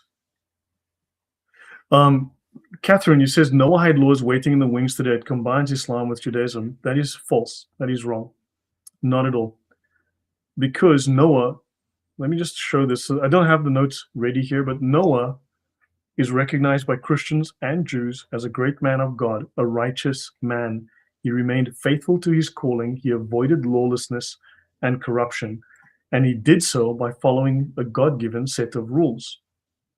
Right? He was righteous because he followed the laws of God. He was a righteous man, perfect in his generations. He walked with God, right? So the earth is filled with lawlessness according to God, and Noah walked with the law. He walked in righteousness. So the laws that he followed are laws for the children of Noah, which refers to all of humanity given to Noah after the flood, right? These are the laws prior to the laws of Moses, the 10 commandments. So what you've got is he became an heir of righteousness, okay? Others were disobedient, right? But the question is disobedient according to what laws or what standard that God held the world to that caused him to bring the flood, right? So let me go through here. Now, within the Bible, within the Old Testament, you have certain covenants, right? Like circumcision. But now I want to find this whole thing about the laws of Noah. So in Leviticus, he says, "Do my judgments and keep mine ordinances to walk therein." Right? If you keep my statutes and my judgment, which if a man do, he shall live. So Noah was considered righteous according to what laws? What laws were the unrighteous breaking? Right? Because the Ten Commandments were not written, the Ten Commandments were not given, Moses was not alive yet. So what was the law before Moses? So let me have a look through this. So natural law is implied even in the Psalms, okay? And of course, we must keep statutes. Now, if you go into the Bible, when you look at the laws of Noah, right? This is a basic overview of the 7 laws of Noah. So the 7 laws of Noah are biblical prohibitions from God against denying or cursing God, right? It's a prohibition against worshiping idols, a prohibition against murder. Now, if these rules, as many people will tell you, the laws of Noah are satanic, they're evil, they're witchcraft, they're murder, they're disgusting. I don't know, denying or cursing the name of God. Maybe it is, maybe it is evil and we should be cursing God. Maybe those people are right. Worshipping idols, yeah, maybe we should be doing that. Maybe those people are right, that the Jews are wrong. Right? Against murder, yeah, murder's probably right. I would have to agree with these people then, yeah, Noah was wrong and we should be doing that instead because these laws are satanic. They prevent murder. Adultery and sexual immorality, theft, they prohibit drinking blood and eating flesh torn from a living animal. Don't torture animals and don't drink their blood. And obligations to establish courts of justice. So it should be noted that 6 of these laws of Noah are derived from Genesis, right? The 7th is the establishment of courts of justice. You can read Romans to see about the law and justice. 5 of these laws are repeated in the 10 Commandments. So if these laws are Islamic or satanic, then half of the 10 Commandments must immediately be thrown out because 5 of the 10 Commandments are evil and satanic and Islamic. That would be stupid. I think at a minimum, we can call that incredibly stupid. 9 of the 10 Commandments are repeated and renewed in the New Testament. The New Testament also quotes the Old Testament directly about 855 times, and we can extend that to about 1,300 times with indirect references. So the covenant of Noah from Genesis 9, 8 to 17 applies to all of humanity and all living creatures. In this covenant, God promises never again to destroy all life on earth by flood. He creates the rainbow, and this is a sign of the everlasting covenant between God and every living creature that is on earth. So you've got these moral rules that are, half of them are literally in the 10 Commandments. And apparently this combines Islam with Judaism. In other words, it's semi-Islamic evil, retardation, satanic. I'm sorry, but look, I've spoken about this on the channel before. Okay, so 5 are in the 10 Commandments. Okay, so the 10 Commandments are built on the foundation of the 7 laws of Noah with additional commandments added. So I don't know where people are getting that the laws of Noah are somehow evil because someone's lying to someone. Someone hates Jews and is teaching other people to hate Jews and to despise the Bible as well. And they're doing a very good job as far as I can tell. They're very successful at it. So I am going to leave this here. But if you'd like to say that half of the 10 Commandments is evil, maybe you got to post your Christian card back to your church and say, I give up on Christianity because I can't do 50% evil, satanic 10 Commandments. You know, tell me which 5 are evil. Tell me why murder is something that we should be doing and not something we should avoid. Why sexual immorality is definitely what we should be doing, Muhammad style. Why we should curse God, why we should worship idols, why we should do murder, why we should steal, why we should eat flesh torn from living animals and drink blood, and why we should not have justice. There should be no courts. We must have no police, no government, because that would be fucking stupid. I'll leave it at that. Any thoughts from you, Jesse, before I go on? Well, the whole thing about not drinking blood. So, okay, no more Bloody Marys for me, I suppose. Philip, I sorry, find it Philip, interesting that you're wrong too. Philip, you're wrong. I'm sorry, but you're wrong. Dead wrong. 100%. Completely and utterly wrong. This is completely wrong. You don't understand the Noahide laws, and people have been listening to anti-Semites and Jew haters. They've drunk the Kool-Aid. They're spewing the Kool-Aid. I'm sorry, but on this particular point, this is false. If you want to claim that Noah was evil and not righteous, go ahead. Then we can argue about whether Noah was evil. Fine, you can take that position, and I'm sure the church is going to say, sorry, Philip, you're wrong too. And then you can say the church is wrong because 5 of the 10 commandments are evil and satanic because they come from dangerous Jews or something. But I'm sorry, I'm not going to buy that. And if you want to talk about Christians are idolaters and should be gone, I think you're also imbibing Kool-Aid. You're also distorting that message. I've gone through this at length on my channel to discuss these particular arguments, and I'm not going to buy them at all. Sorry, go on, please. JC, sorry. Yeah, that out of those, the first 5, with all of the work that you have done on Sharia, I think probably you would say that Sharia is not really compliant with the first 5. It will say things like, do not kill, but then is all of the different the qualifications for that. And the first 5 are basically not observed because things like theft, like property only belongs to Allah. So you are allowed to actually take things from non-Muslims because they are not entitled to anything. So the first 5, they are certainly not being followed by Muslims, by Sharia. Yeah. Actually, let me. I want to bring up something quickly. Actually, I need to find something. Since you just mentioned something to me.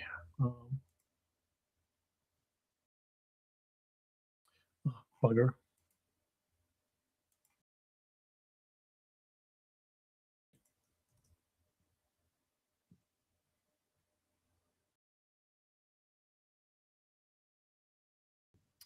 Darn, I lost it. Let me just get back to my reference.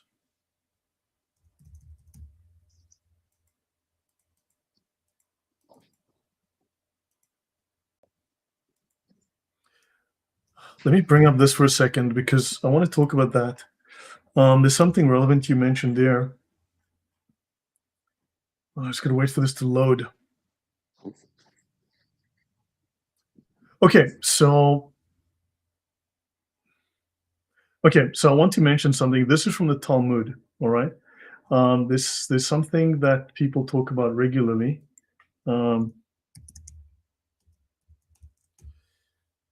So now let me go to the first reference I find here.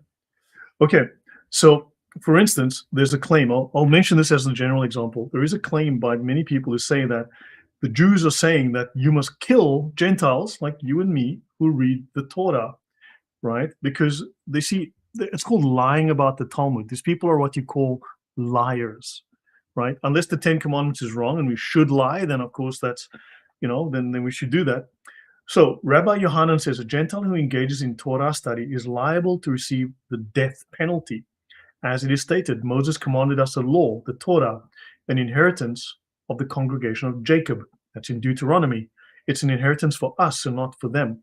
Few people realize the Talmud is a debate. It's an engagement. It's a way of posing a problem and having people debate and discuss. It is often not definitive. But the Gemara challenges, and it says, a Gentile who studies the Torah robs the Jewish people of it, right?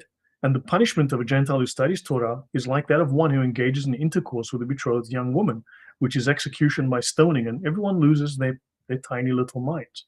But then, of course, the Gemara raises an objection to Rabbi Yohanan's statement, and it says, a Gentile who engages in Torah study is considered like a high priest. And it says here, the Torah says, you shall keep my statutes and my ordinances, which if a man does, he shall live by them. Leviticus 18:5. So the phrase, which if priests, Levites, and Israelites do, they shall live by them, is not stated, but rather a man, that is all men, which indicates mankind in general. And so what we see in the Talmud says, you have therefore learned that even a Gentile who engages in Torah study is considered like a high priest. So those people going around saying the Jews are going to chop off your head for reading the Bible are liars. The people who repeat those are liars themselves. And to believe that without having actually read the Talmud, spending months reading it, I'm sorry, but you're gonna have to also just do me a favor, just hand in your Christian card, go join Islam, become a Buddhist, become an atheist. But seriously, you're just lazy, you're ignorant, and you hate Jews. Let's just be honest. You despise Jews. Let's be clear about that. This is where this goes. That's what's at the end of the road. When you take the mosque, that's what it is. Right? Let's have a look. There's another one. There's something on theft. I don't have it here right now. But here's something. Okay, so on theft, okay, this all comes from misrepresentations of the Talmud. If a Jew finds an object lost by a goy, it does not have to be returned. Baba Mezia 24a. Now there are lots of fake claims in the Talmud, but it says here, right? If you find a lost item in a place where multitudes are found, like a huge busy thoroughfare, busy city, the item belongs to him who found it, right? Okay, but did he refer only to a place where there's a majority of Gentiles? But in a place where there's a majority of Jews, even in a place where there is a majority of Jews, he also says that the item belongs to the one who found it. If you read further through this, it tells you when there is no hope, no possibility of finding the owner, then just keep the damn thing, right? There's no hope. And they will talk about, right? In any place where the multitudes are found, these coins belong to him due to the fact that the owner despairs of their recovery. You will never find it. They will tell you about that the Torah says the Talmud says you can lie and all sorts of things. All of these are here. I'll give you this. This is, if you think that they have to tell the truth, you have to understand that in the Talmud, they say, let me quote it, Jews may use lies to circumvent a Gentile. That's in Baba Kama 113a. Owen Benjamin was famous for having this talk here. You can see he discusses it here in this video, right? That's on YouTube. There's a link here. You can see this. And it says here, right, the entire discussion, he says, the Mishnah is discussing a customs collector, a tax collector who does not have a limit, right, placed by the governor on the amount he collects. And he collects as he pleases. In other words, he's stealing money from people, right? They said we are discussing a customs collector who stands on his own, a guy who just says, hey, I'm a tax collector, give me money, right? He forces people to give him money. And then it goes on. I'll just skip over all of this. And it says here, this is a ruling with regard to a Gentile customs collector whom one may deceive as it is taught. In the case of a Jew and a Gentile who approach the court for judgment in a legal dispute, if you can vindicate the Jew under Jewish law, vindicate him and say to the Gentile, but this is our law. If he can be vindicated under Gentile law, vindicate him and say to the Gentile, this is your law. If it is not possible to vindicate him under either system, you approach the case in a roundabout manner, circuitously, and you seek a justification to vindicate the Jew. This is the statement of Rabbi Ishmael. But Rabbi Akiva, he's the big guy, he comes along and he says, no, he disagrees. And he says, one does not approach the case circuitously in order to vindicate the Jew due to the sanctification of God's name. God's name will be desecrated if the Jewish judge employs dishonest means. He goes back to thou shalt not lie. But you know what? Christians in name only will lie about this and say, but the Talmud says, well, those people are liars. They're wrong. And the people who believe them, unfortunately, are fooled. They've drunk the Kool-Aid and they need to get their heads out of their asses. I'm going to pause here for a moment. Anything, your comments on what you've seen here so far, JC? Yes, or rather a different example that I think most people are familiar with. Everyone watching would have heard a number of times, even politicians, saying, well, the Quran says, which is in Surah 5, verse 32, that he who kills a soul is like he has killed all humankind, and he who saves a soul is like he has saved all humankind. And they stop there. And it's like, and they would say that to say, you see, the Islam is the religion of peace. But if you just look at that verse, it begins with, it was decreed upon the children of Israel that he who kills a soul, blah, blah, blah. And then in the very next verse, verse 33, is when it says, those who wage war against the lands, his messenger will expel them from the lands and crucify them and so on. Yeah. And it's like, but what have you heard in the news when they told you one section of one verse, you don't know what came before and what came after. And then you went, okay, yeah, you see, religion of peace because George Bush said it. And it's like, no, we have to get smarter about these things. When somebody just tells you something that is one line only, that makes particular group look bad, go and research it. And if it is bad, condemn it. But don't just take the word. There are too many liars out there. Yeah. Yeah, someone made a point here about the U.S. government and the whole idea of the laws of Noah being signed into law. Whatever, there was nothing was signed into law. I've covered that as well. Done extensive work on the channel. I'm not going to do it now because I'd have to look it up and find the references. That said, it is simply an acceptance that these biblical moral laws, effectively natural law, right? It's accepting don't murder, don't rape little girls like Muhammad did, don't steal things, okay? It's simply saying that we acknowledge that these laws have been effective in creating a just society. Western society is built on those laws. And no, the Jews are not going to chop off your head, because I can guarantee you some Twitter's going to say, yeah, but the Jews are going to chop off your head if you don't. The word for that is bullshit. Okay? The word is bullshit.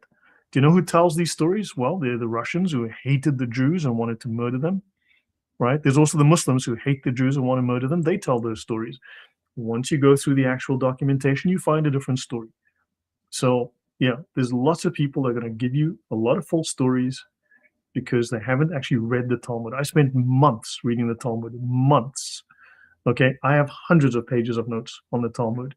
I've done several series with a friend years ago on the Talmud. I did hours, about 14 or 16 hours, just discussing the Talmud. And all of these stories that people tell about the Talmud, 99% of them are completely false. So I'm going to leave it at that. Where is Usama? Did he drop into the chat? So anyway, but yeah. Well, I didn't see him. Just, I will add to that. A good rule of thumb is if the stuff that you hear, like those sort of things, are the sort of talking points that you would expect from, say, the Muslim Brotherhood, is probably Yep. false.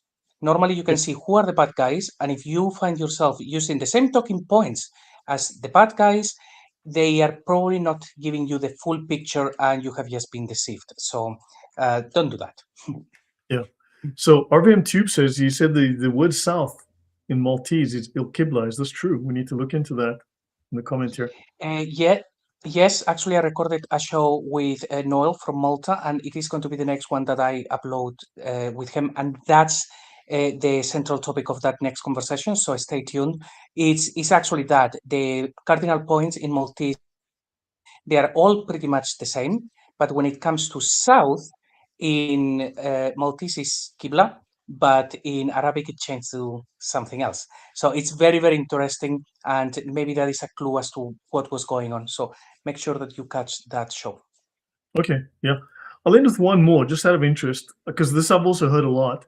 A Gentile protects and thereby spares his own animal so that it will not become barren. Since an act of bestiality may cause an animal to become barren, there is no concern that the Gentile engaged in immoral behavior with it. You see, so people are going to make all sorts of claims about what the Jews are saying. Now, sure, you can go to that Jewish rabbi said. Yeah, then the guy's an asshole. Okay.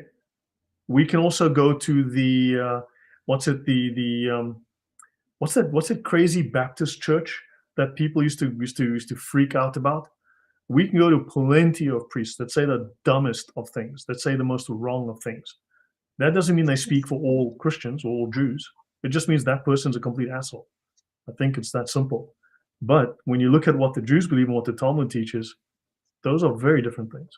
Yeah. Yeah, if someone that claims to be a scholar or a priest or whatever it is, a person like that, providing that you don't worship them because you think that they brought a revelation from the heavens or something of the sort, if you don't worship them, then you are okay. They are people, they have their opinions, and they are fallible. But if you think that one of those guys is infallible, and then you're in trouble.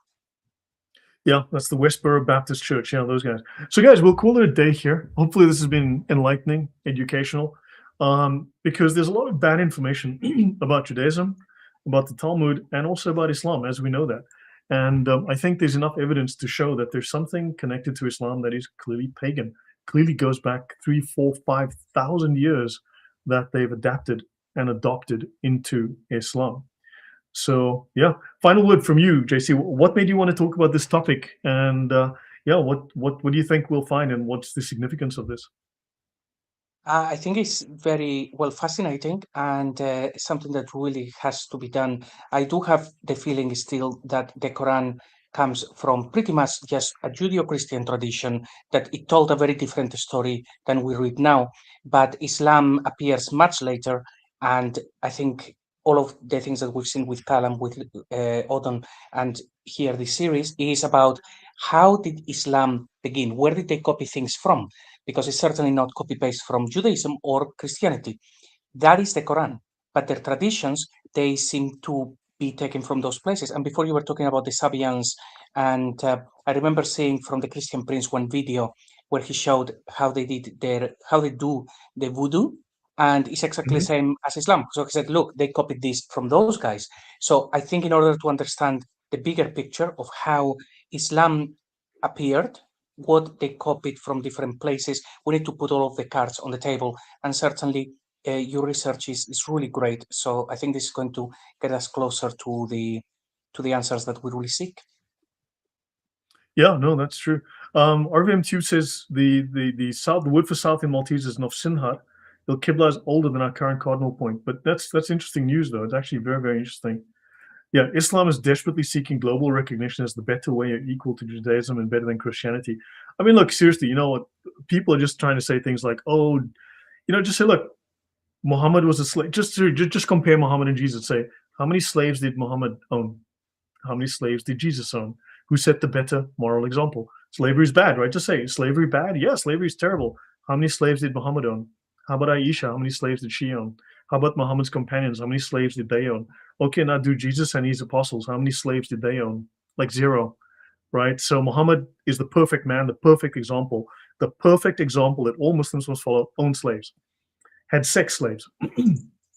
How many sex slaves and 6-year-olds did Jesus bang? Nobody. What about Muhammad? Yeah, we can make a list. Simple as that. They're not, seriously, just say no. Jesus set the superior example. Muhammad set the inferior example. Even in the Quran, Jesus is sinless. Muhammad is not. Jesus and his mother are sinless. Muhammad needs to be forgiven for his sins. So yeah.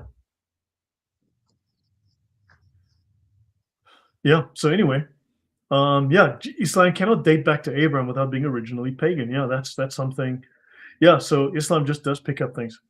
Yeah, they will they will turn the pedophile into Jesus. In fact, no, they've already turned the pedophile into Jesus. If you go through the Siddur, already from like the 900s onwards, they were attributing the miracles and events of Jesus to Muhammad. I've gone through this before. They make Muhammad into Jesus. He's there at the beginning when God makes the world, and he is the substance of which God makes the universe and makes the world. And it's all insane. It's all seriously. Just read the Siddur. He's already Jesus. So we'll call it that. So, guys, let's call it a night here. But thank you very much. I'll be back tomorrow with Usama. He didn't join us this evening. That was very sad. But thanks, JC. Hopefully, you enjoyed this, and we'll do this again next week. And we'll see each other Yeah, on look forward Wednesday to as it. well for the next episode with Odon. So, guys, thanks all very much. Last word to you.